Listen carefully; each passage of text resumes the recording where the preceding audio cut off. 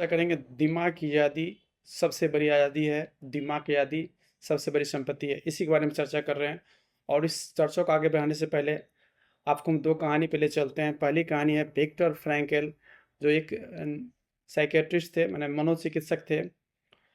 और ये कहानी जर्मनी की है। जो हिटलर जो है, यहूदी धर्म मानने वाले लोगों को चाह रहे थे किसी तरह से वो मर जाए, ख़त्म हो जाए। तो यहूदी के बहुत सारे लोगों को उन्होंने एक कंसंट्रेशन कैंप में डाल दिया।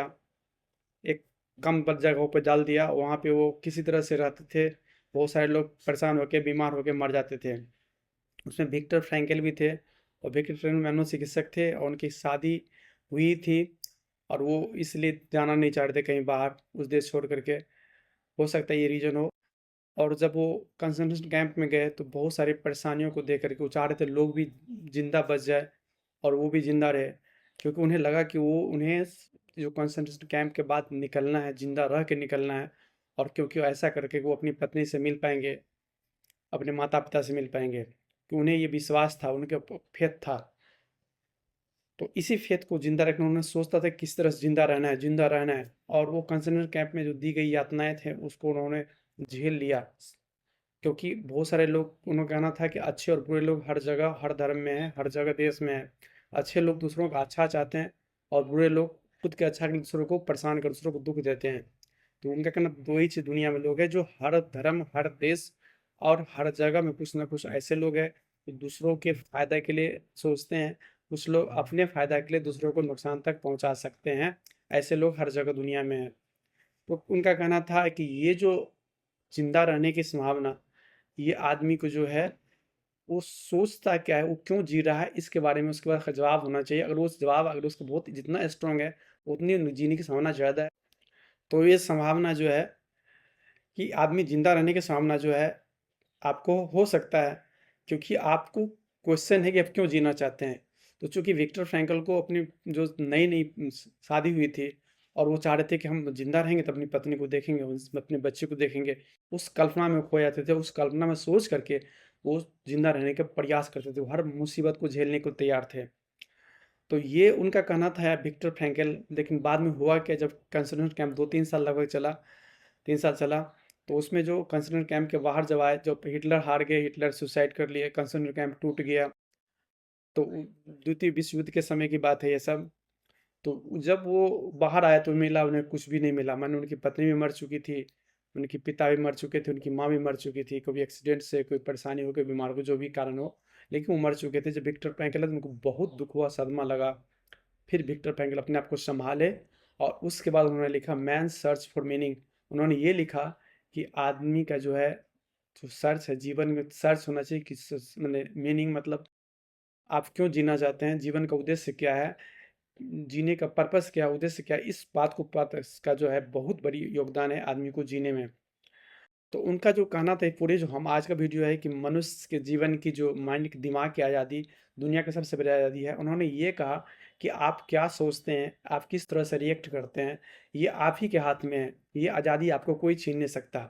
जैसे कोई आपको गाली दे दिया, कोई आपको बहुत बड़ाई कर दिया, कोई आपका प्रशंसा कर दिया, कोई आपको गाली दे दिया, कुछ भी कर दिया, लेकिन उस प्रशंसा से किस तरह से आपको रिएक्ट करना है, गाली से किस तरह से रिएक्ट करना है, ये आप ही के हाथ में है। इसको कोई नहीं बदल सकता। ये आपके हाथ में है कि आप किस तरह से उसका व्यवहार करते हैं, आपका कैसा रिएक्शन है, आप कैसा बर्ताव करते हैं, आप कैसा व्यवहार करते हैं।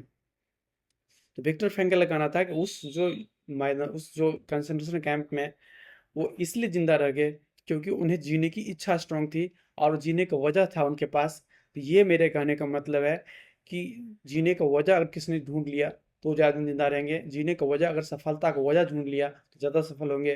खुशी का वजह जब सब ढूँढ लिया तो खुश ज़्यादा होंगे।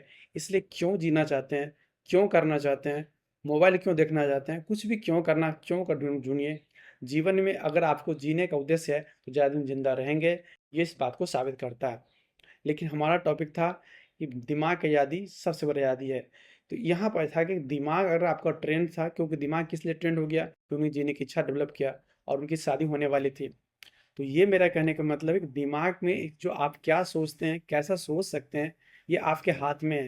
ये आपको गाली देगा लेकिन फिर दुखी नहीं होना है, गुस्सा नहीं करना, ये आप ही के हाथ में, ये आपके दिमाग का खेल है। और इसको समझ गए आप, तो आपको कोई दुखी नहीं कर सकता, ख़ास करके गाली दे करके, बुरा करके, क्रिटिसाइज़ करके या किसी बहस में या कहीं पे। दूसरी बात है, अगर आप सीख भी लिए कि अपने आप का क्रिटिसाइज़ नहीं करना है, आपको तुलना किसी और से नहीं करना है, क्योंकि बार-बार लोग दुखी इसलिए हो जाते हैं कि अपने से ऊपर हो। गांधी जी कहते थे कि जब बहुत दुखी हो तो अपने से ऊपर की ओर देखो, तुम्हें खुशी अनुभव, सॉरी, अपने से नीचे की ओर देखो, क्योंकि जब तुम बहुत दुखी हो, संपत्ति के लिए दुखी हो, तो अपने गरीब को देखो।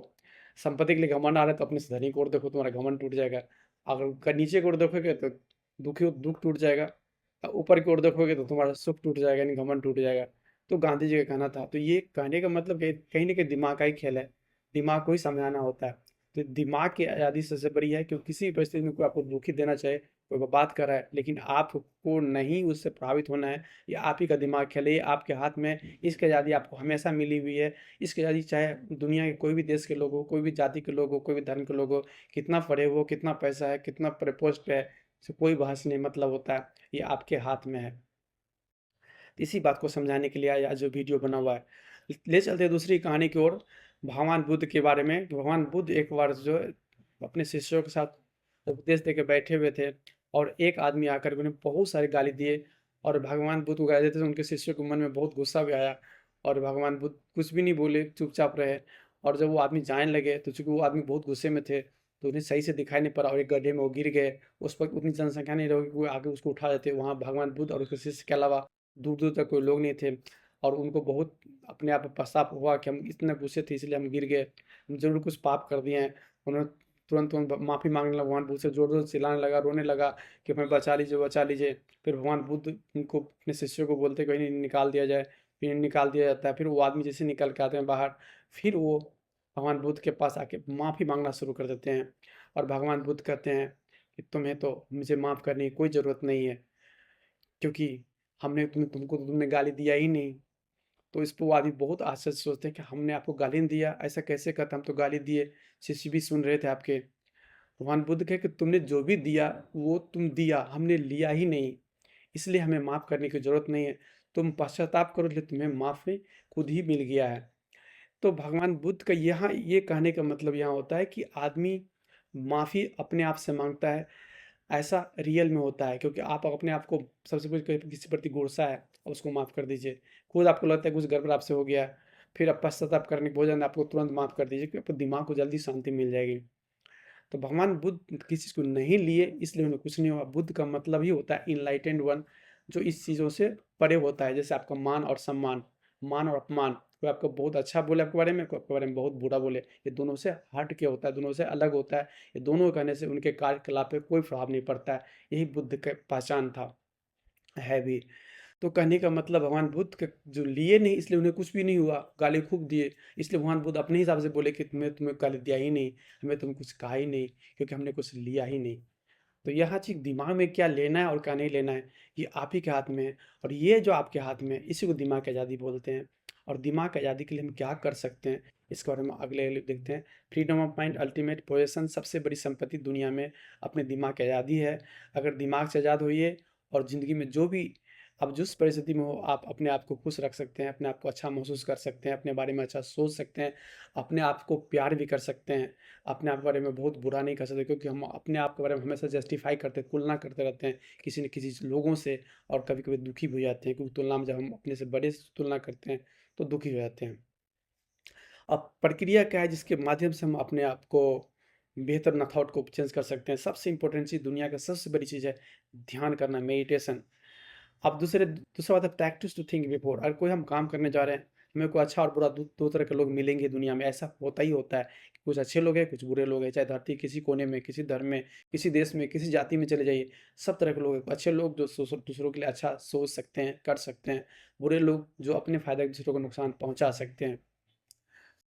तो ये प्रैक्टिस थिंक बिफोर का मतलब पहले से ही सोच लीजिए, कोई कुछ भी कहेगा, अच्छा भी कर सकता है, बुरा भी कर सकता है, लेकिन जो सीखने वाली बात वो सीखेंगे, लेकिन हम प्रभावित नहीं होंगे उससे। चाहे हम बुरा कहे चाहे अच्छा कहे, हम प्रभावित नहीं होंगे। हाँ, सीख सकते हैं, कोई ऐसी चीज़ हमें कोई सुझाव दे रहा है, हम सीख सकते हैं, फीडबैक ले सकते हैं, लेकिन हम प्रभावित नहीं होंगे।